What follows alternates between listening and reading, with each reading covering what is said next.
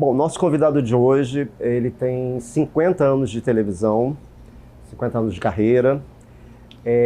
Ainda lá no início, ele estreou na Globo e seu nome foi para o mundo, né? Foi um grande sucesso da época, a novela mais exportada, a Escrava Isaura. Você, Edwin Luiz, com a Lucélia Santos. Isso. 50 anos depois, o que você imaginava, né? O que você planejava, você alcançou, você foi além? Uma pergunta difícil de responder, né? Porque não sei, a gente vai vivendo, né? Não para pensar. É claro que quando você é muito jovem e faz um trabalho como eu fiz, né? Que foi um grande sucesso, aí faz um segundo, aí está no teatro ao mesmo tempo, o que você quer como qualquer jovem é ser reconhecido. Não é reconhecido, olha ele lá, não, reconhecido como profissional. Você quer ter... eu nunca busquei o sucesso, sabe, de verdade. Eu busquei o reconhecimento, ser aceito pelas pessoas que eu amava, pelas pessoas ao meu redor da profissão. Então eu me tornei isso.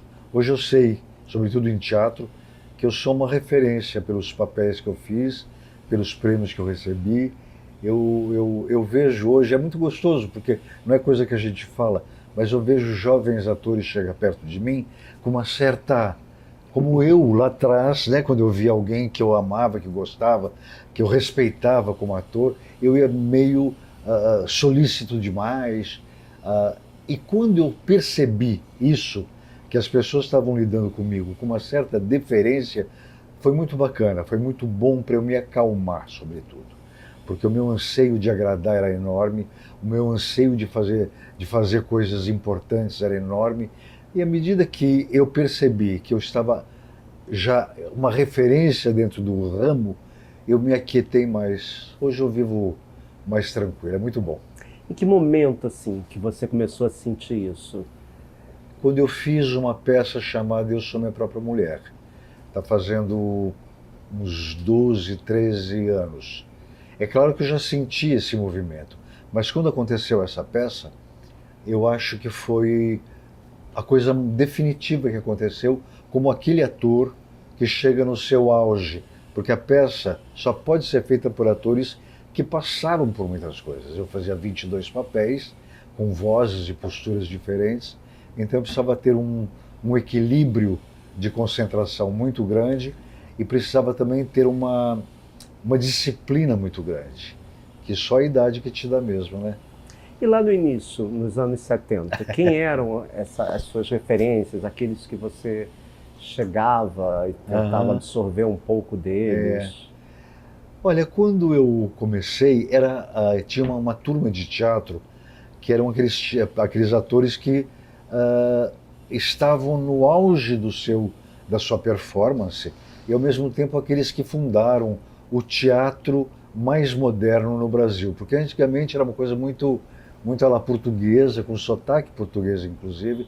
Aí, de repente, se fundou o Teatro Brasileiro de Comédia, onde saíram vários grandes atores, né, como Paulo Autran, a Fernanda, nem sei se eles trabalharam lá, mas é da mesma época. Depois o Teatro Arena, depois o Oficina. Então eu chegar perto de alguém como um Paulo Autran, que acabou sendo meu amigo, né?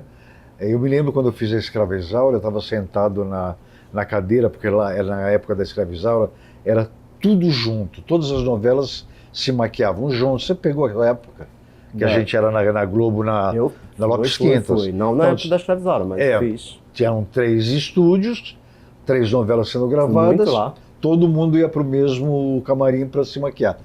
E um dia eu estava sentado entre a Regina Duarte e o Francisco Coco, que eram, na época, para mim, os grandes atores de novela, que faziam os pares românticos. E eu falava, e dá um orgulho, né? Um rapazinho como eu, que saí da Moca, lá em São Paulo, aquele bairro totalmente fabril, onde aquela colônia de italianos, e de repente de lá sai um artista que está sentado na cadeira de maquiagem ao lado de grandes ídolos de todas as pessoas. Que ele era os 2 dos maiores ídolos da época da televisão, né? Depois aí encontrar, é claro, Clei Diáconis, bater papo com Laura Cardoso, a privada intimidade de tanta Ruth de Souza, O próprio Rubens de Falco, que trabalhava comigo, eu não sei, eu nunca conversei com ele sobre isso, mas como eu fazia o mocinho, ele fazia o vilão, na novela, quando a gente estava gravando, ele agia como um vilão comigo, na vida pessoal. Ele era antipático, era uma pessoa sempre com soberba, aí eu encontrava ele na casa da Guta, era outra pessoa. Então eu falei, ele está fazendo isso, ele está fazendo aquilo, para eu ter um sentimento em relação a ele, que é o personagem. Quando eu entendi, foi muito bom, mas eu nunca conversei com ele sobre esse assunto. Gostaria de ter falado com ele. Mas você sabe, ele fazia isso em outros papéis? Comigo ele fazia. Comigo eu sei que ele fazia. Muito antipático. E eu me lembro que um dia eu tinha uma atriz que não estava conseguindo chorar, e o Erval chegou para ele e falou, faz aquilo. Eu fiquei, o que será que ele vai fazer, né? Aí começou a cena, antes do gravando, ele falou, atenção, pá, na cara da menina, gravando. Aí começou a cena. Isso. Uma coisa doida da época, né? As pessoas eram doidas.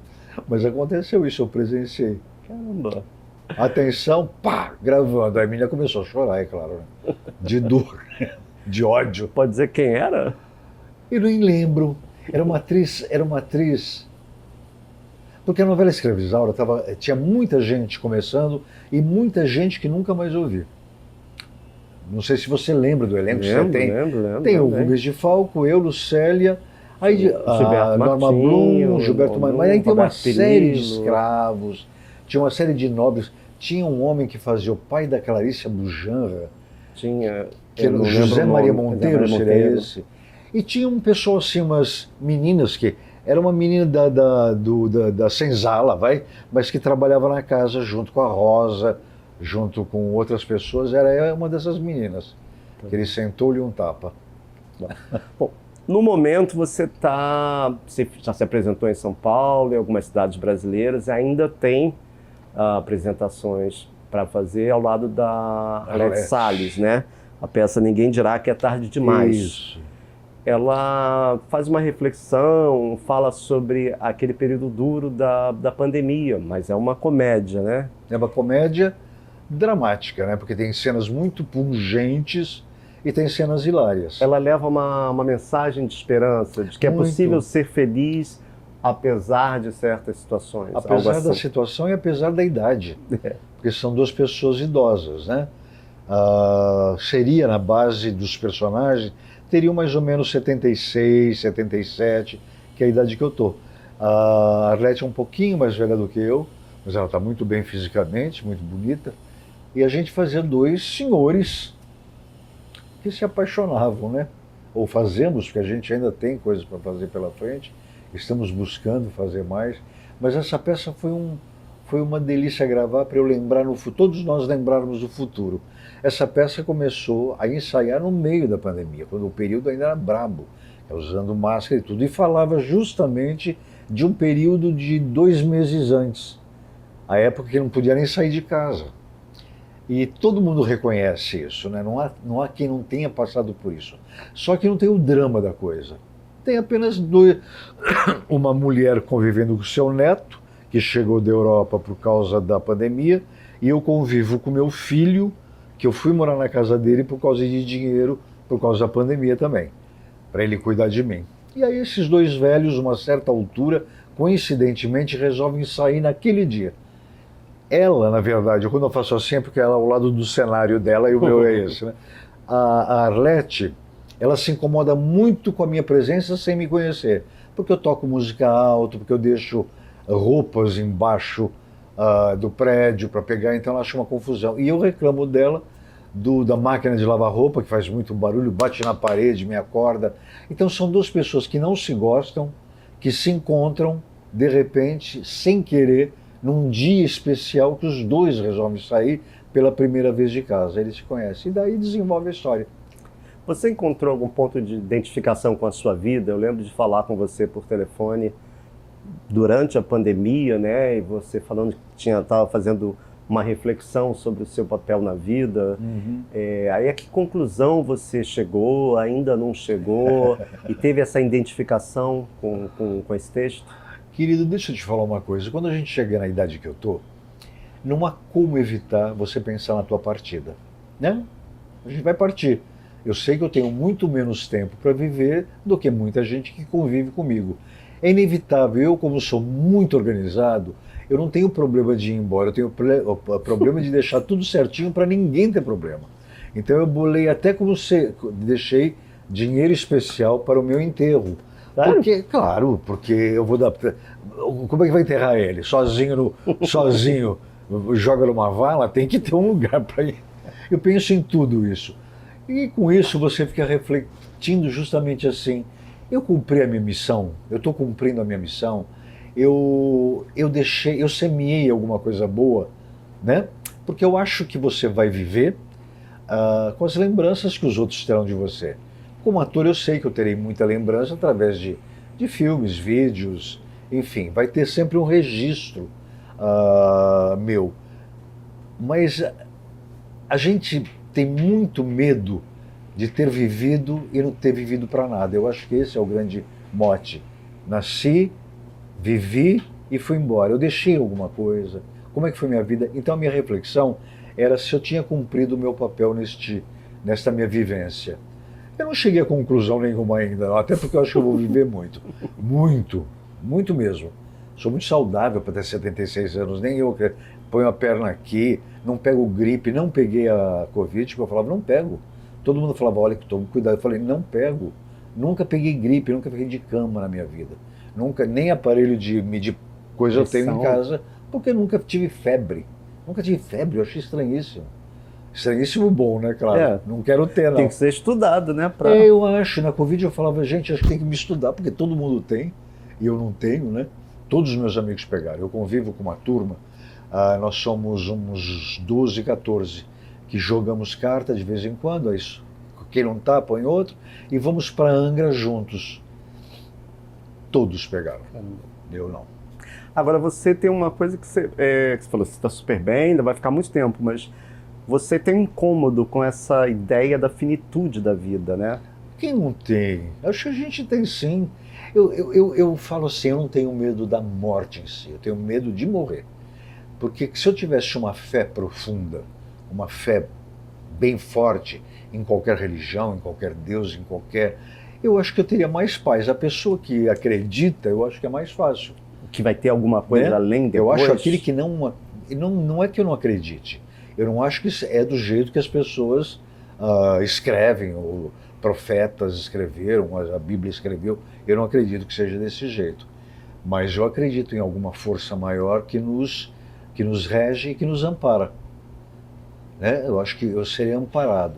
Agora, quem não tem aquela fé profunda e faz o bem, eu acho que tem muito mais valor, inclusive, porque eu não estou fazendo por causa de Deus. Porque muitas das religiões, algumas pessoas não fazem com medo do inferno, né? Não fazem, mas está querendo fazer. E fazem sem saber que estão fazendo. A pessoa que não tem essa fé profunda e que medita sobre a bondade, a compaixão, sobre a solidariedade, eu acho que é muito mais profundo.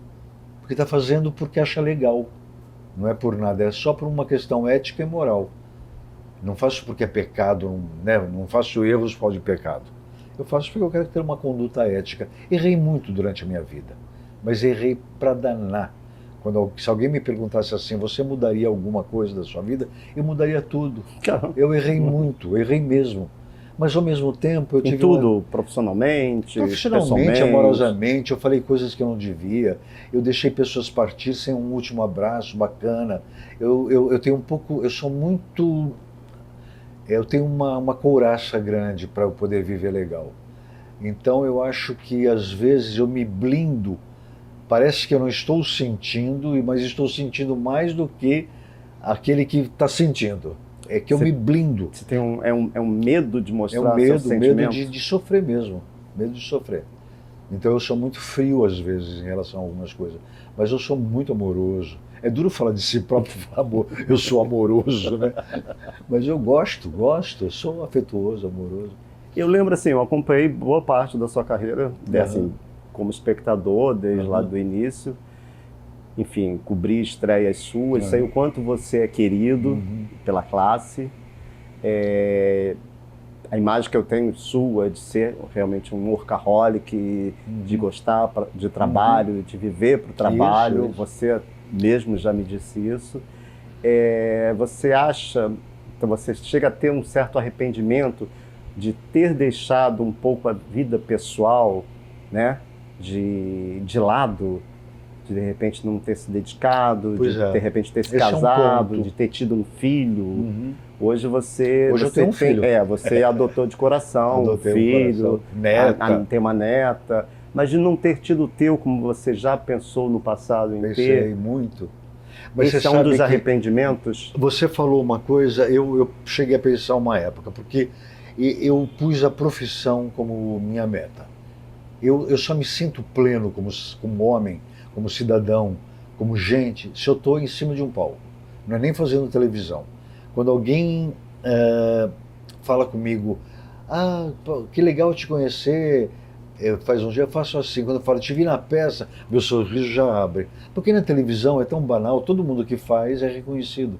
Agora, ter um público de teatro é muito mais difícil, né, no meio da população. Eu pus tudo isso na frente, um dia eu me questionei, será que eu pus demais? Eu deixei de viver certas coisas? Mas não, eu acho que eu sou feliz só estando no teatro. É onde eu tiro meu dinheiro, é onde eu tiro meu divertimento, onde eu tiro minha satisfação artística, onde eu exerço a profissão do melhor jeito possível. E quando eu estou vendo teatro, eu tenho mais brilho, mesmo fora do teatro. Se eu estou andando na rua fazendo teatro, eu tenho mais brilho do que quando eu não estou. Quando eu não estou, eu me sinto realmente um pouco mais vazio, porque eu me dediquei muito. O Brasil é um país assim muito preconceituoso, né? As pessoas são preconceituosas. Tem preconceito com a comunidade LGBT, que ia mais, tem racismo, temos o etarismo, né? Gordofobia, enfim, são vários. Hoje se fala mais na questão do... Oi? Mais abertamente. E na questão do transexual, o Brasil é o país que mais mata transexuais. Há pouco mais de 20 anos, um dos seus grandes sucessos no teatro que você voltou, foi o Tango Bolero de Tchá Tchá Tchá. Você interpretava uma transexual, Lana Lee, no palco de salto, né? Altíssimo.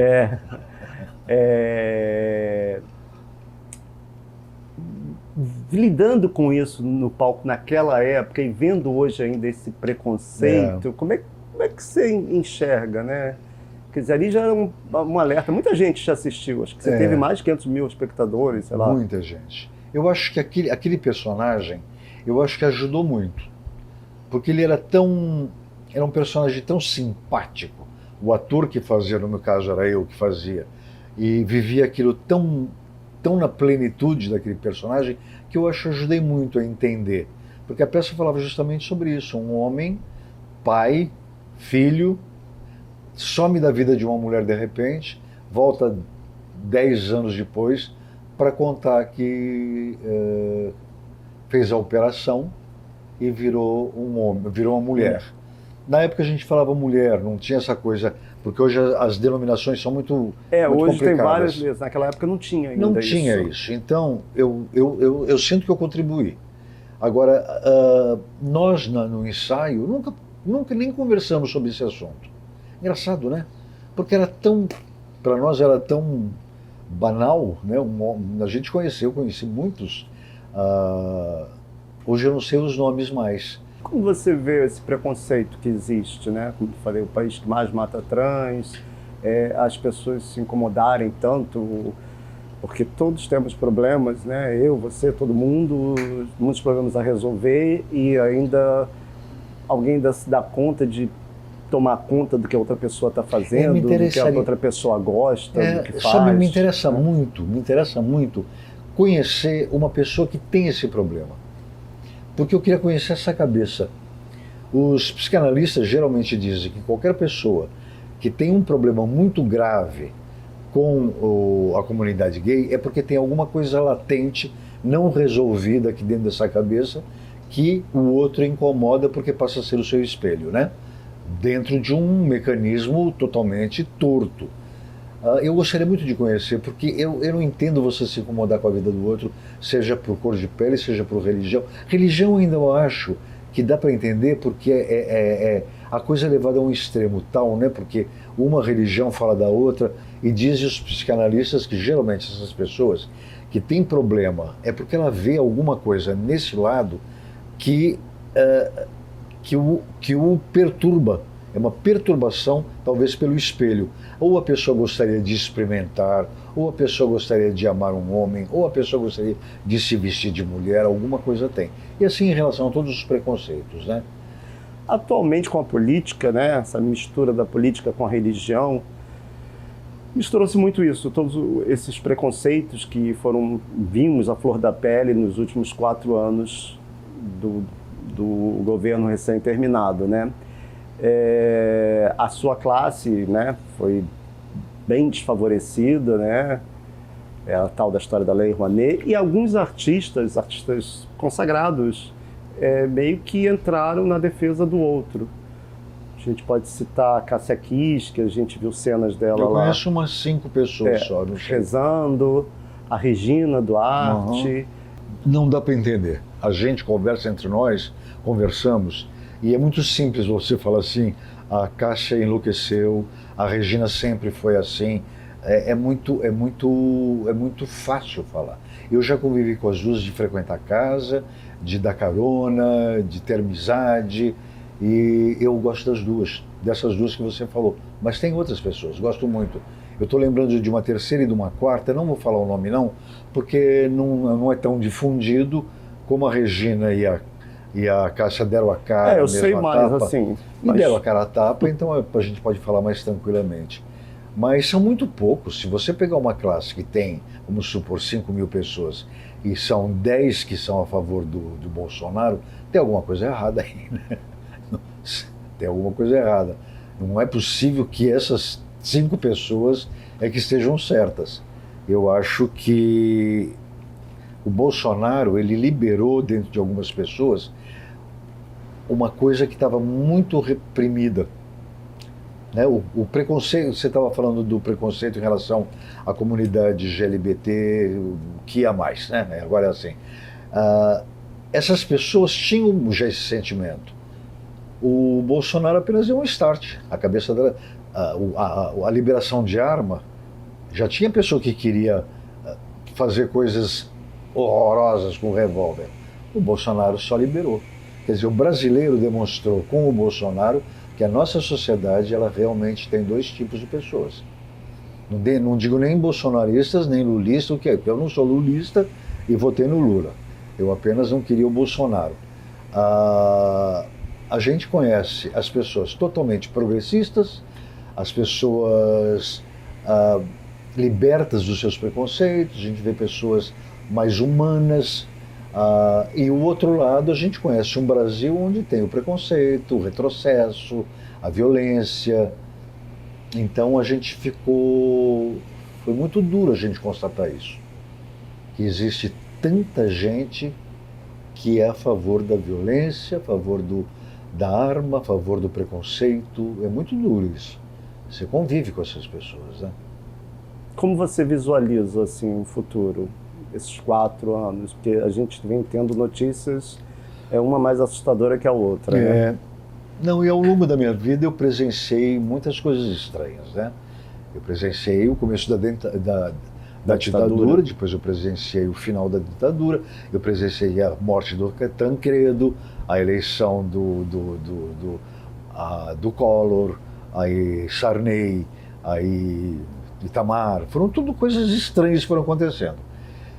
De repente entra o Lula, com a gente, todo mundo com uma grande esperança, onde acontecem várias coisas que não tem justificativa, né? Não tem. Aconteceram várias coisas, houve o desencanto, tanto com o Lula quanto com a Dilma, houve um desencanto, e aí entra o Bolsonaro, né? Aí a gente vê realmente o que o Brasil é, que tipo de gente a gente convive. Mas eu acredito que o Lula veio com uma grande vontade de deixar uma biografia bonita. Ele talvez esteja no final também da vida dele, pelo menos a vida dele política, e ele com os erros do passado e essa vontade de deixar, mostrar que aquilo lá foram erros, ou foram desenganos, ou foram mentiras, ou foram fake. Tudo isso ele vai provar nesse governo e vai querer deixar uma biografia bonita. E eu acredito fielmente que a gente vai estar melhor agora. Antes da pandemia, você viveu um tempo em Portugal, você fez uma novela, foi seu reencontro com a Lucélia Santos, com quem você tinha brilhado, né? Viajado o mundo com Escravizaura. Com tudo isso que acontece no Brasil, com todas as histórias, as coisas que você narrou, tudo que você viveu, viu de ruim, existe um amor e você nunca pensou, de repente, em se mudar para Portugal, como a gente vê vários artistas que têm ido para lá, trabalham lá, enfim, fazem a vida lá? Você sabe que Portugal é uma terra fascinante, né? Fascinante sobretudo porque são os nossos pais, né? São os nossos pais, não tem como. É um país que, pelo menos artista, não sei como é que é com os outros, recebe de braços abertos, eles nos amam de paixão, o jeito da gente falar. Você ouve música brasileira o tempo todo, dentro de um bar, dentro das casas, no rádio dos carros, eles ouvem as músicas deles, mas o grosso é música brasileira. Eles amam. E eles têm um respeito muito grande pelos artistas, porque eles cresceram vendo as nossas novelas. Então, com quem eu fui contracenar, as pessoas portuguesas, excelentes atores, excelentes. Dão de 10 em alguns dos nós, é uma coisa. Não dá nem para explicar o quanto eles são bons. Mas eles tinham uma reverência em relação a gente, porque eles cresceram vendo novelas brasileiras, falam brasileiro muito bem, quando eles querem brincar de falar brasileiro, eles falam muito bem. Eu amo ir para Portugal, não foi a primeira vez que eu fui. Eu já fui fazer teatro 2 vezes lá, com o Tango Bolero Tchá Tchá Tchá, que você mencionou, e com uma outra que era uma produção portuguesa, onde tinha um brasileiro, chamaram a mim para ir fazer e fiz um filme lá. Então foi a 4ª vez que eu fui trabalhar, mas nunca fiquei tanto tempo, fiquei 1 ano, né? Eu virei português. Agora vou morar lá, não queria não, porque eu amo aqui também. Apesar de tudo, eu amo, né? Apesar de tudo, eu amo o Leblon, sabe? Eu amo, não, nem sei se é o Brasil, se é o Rio de Janeiro, eu sou muito bairrista, mas não bobo. Eu adoro o Leblon, acho que é um bairro excelente, é reto. Lisboa a gente precisa ter muita ladeira, gente. A Europa só tem ladeira, porque as cidades foram construídas nas montanhas por defesa, né? Então eles moram sempre em terrenos muito acidentados. Estava pensando agora em Paris, não, eu morei em Paris uma época. Paris é plana. Você estudou lá no início? Eu estudei lá e morei lá morei 1 ano, quase 2 anos eu morei lá. E aí ele começou na ilha, né? Aquela ilhazinha, Ilha de la Cité, e começou lá a França, né? Como país. Então é a parte reta, mas em Portugal tem muita ladeira, não dá mais. Estou ficando velho, querido. Como é que eu vou andar naquelas ladeiras? Não aguento mais. Olha que eu malho desde os 11 anos de idade, né? Que eu mexo com o meu corpo. Aquelas ladeiras matam a gente. Mas eu quero voltar muito. Eu estou fazendo o projeto de uma peça com um produtor que é para estrear lá. Vamos ver se dá certo. Obrigado. Eu amo. Vamos lá. Obrigado pela entrevista, sucesso. Queremos ver mais novidades suas no teatro, na televisão. Bastante. Tem muito a dar ainda. Muito Edwin Luiz ainda pela frente. Tem muito a dar, tem muita coisa que eu quero fazer. Um abraço.